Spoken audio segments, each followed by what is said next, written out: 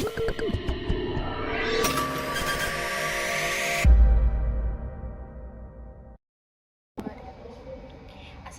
warahmatullahi wabarakatuh.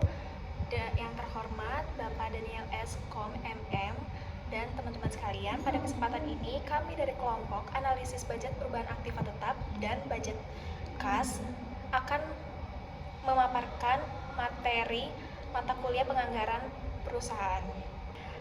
Semoga pemaparan ini dapat menambah pemahaman kita bersama.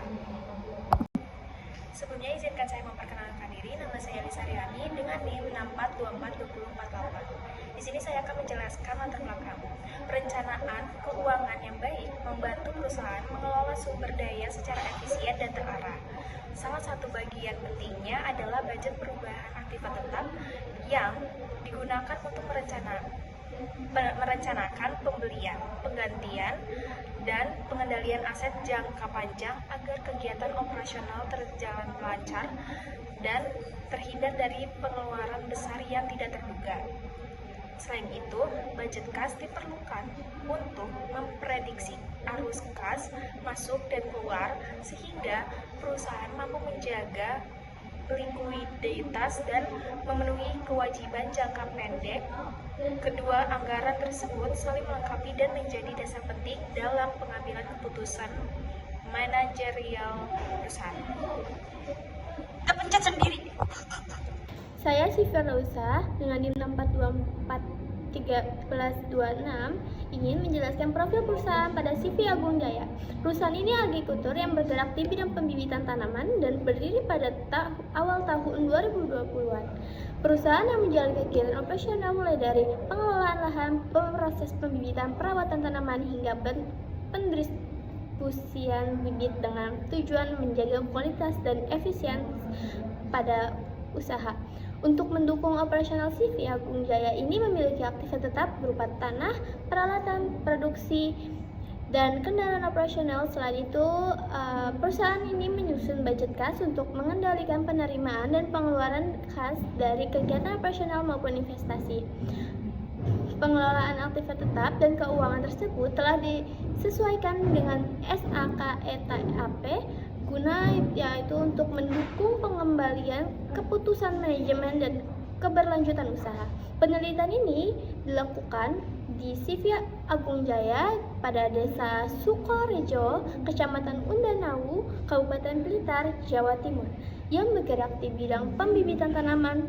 Perusahaan ini juga belum menyusun laporan keuangan sesuai SAK sehingga diperlukan penerapan SAK/ETAP agar informasi keuangan lebih relevan dan mendukung pengambilan keputusan. Selanjutnya perkenalkan, nama saya Syaira binti Muhsin Aziz dengan NIM 64241492. Di sini saya akan menjelaskan tentang studi kasus. Selanjutnya saya langsung aja ngasih nama. Selanjutnya saya Syaira binti Muhsin Aziz dengan NIM 64241492 akan menjelaskan tentang studi kasus. Aktiva tetap merupakan aset terwujud yang digunakan perusahaan untuk kegiatan operasional, tidak untuk dijual kembali, memiliki masa manfaat lebih dari 1 periode, dan dicatat berdasarkan biaya perolahan dengan memperhitungkan penyusutan pada CV Agung Jaya. Aktiva tetap seperti tanah, peralatan, dan kendaraan operasional berperan penting dalam mendukung usaha agrikultur dan telah dicatat sesuai SAK/ETAP. Selanjutnya, budget kas adalah rencana keuangan untuk memperkirakan penerima dan pengeluaran kas dalam periode tertentu guna mengelola kas secara efektif. Pada CV Agung Jaya, budget kas digunakan untuk merencanakan arus kas dari kegiatan operasional, investasi, dan pendanaan agar likuiditas terjaga dan berlangsung usaha tetap terjamin. Perkenalkan, nama saya Saskia Medina dengan NIM 64242203. Di sini saya akan menjelaskan tabel aktiva tetap seperti gambar yang sudah ditampilkan. Di sini ada jenis aktiva tetapnya, ada tanah, peralatan, kendaraan.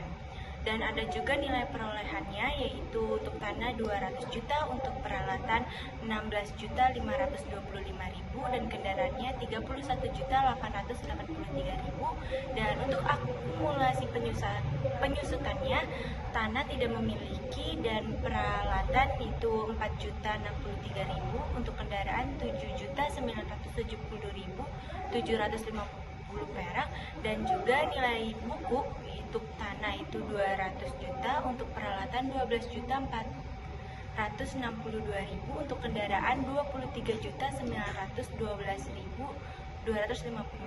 Untuk total aktiva tetap di nilai perolehan yaitu 248.408.000. Untuk akumulasi penyusutan, total aktiva tetapnya ada 12.033.750. Untuk total aktiva tetap nilai buku yaitu 236.374.250.000.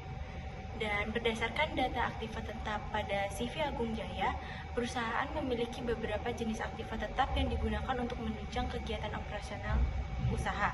Adapun rincian aktiva tetap tersebut dalam rincian sebagai berikut yang akan dijelaskan oleh teman saya.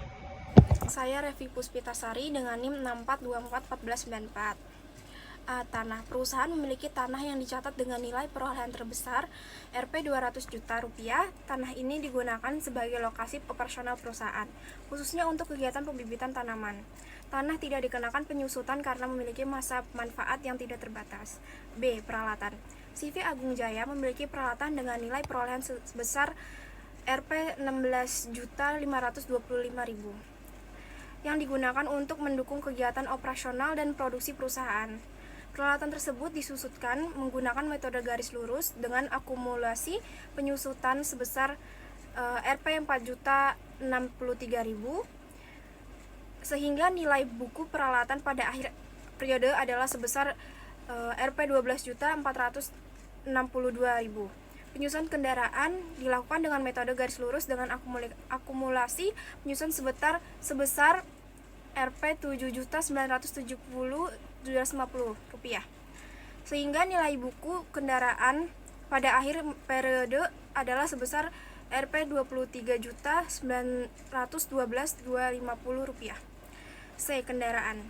Perusahaan juga memiliki kendaraan operasional yang dicatat dengan nilai perolehan sebesar Rp 31.883.000.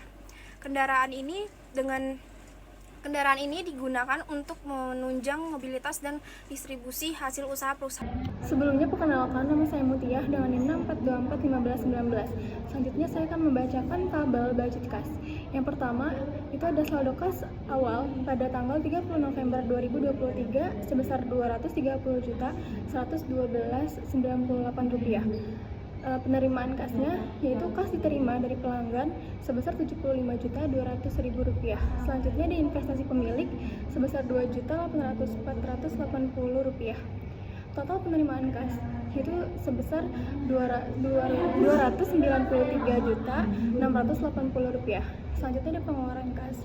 Pembayaran beban operasional yaitu sejumlah Rp1.222.933.750. Pembayaran kepada kreditur sebesar Rp20.851.652. Selanjutnya ada pembelian tanah sebesar 200 juta. Selanjutnya ada proyek pemilik yaitu sebesar 15 juta rupiah. Total pengeluaran kas yaitu 365.785.402 rupiah.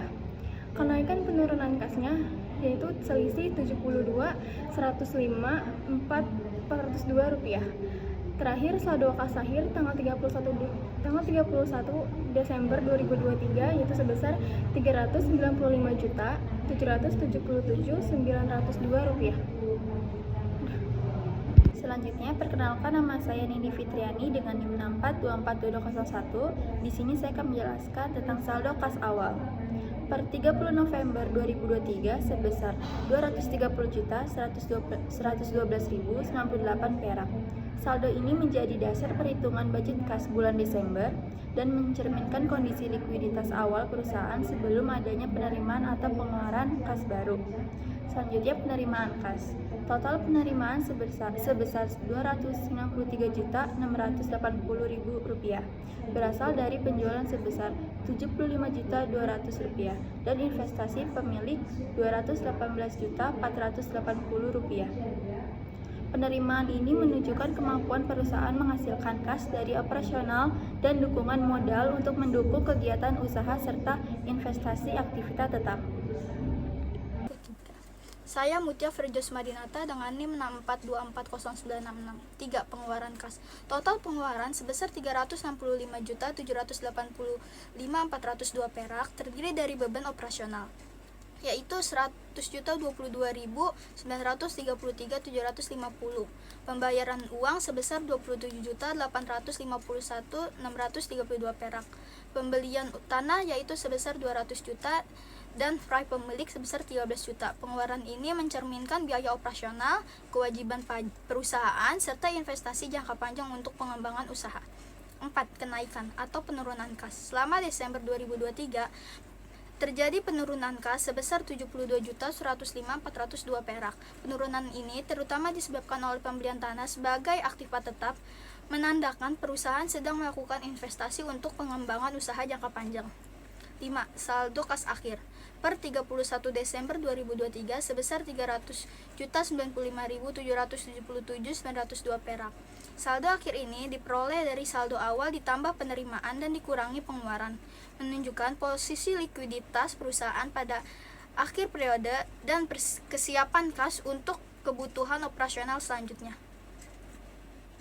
Saya Nabila Satrianda dengan NIM 6424066. Di sini saya akan menjelaskan dari kesimpulan yang sudah kami bahas. Bisa disimpulkan kalau penyusunan budget perubahan aktiva tetap dan budget kas itu punya peran yang sangat penting buat perencanaan keuangan CV Agung Jaya.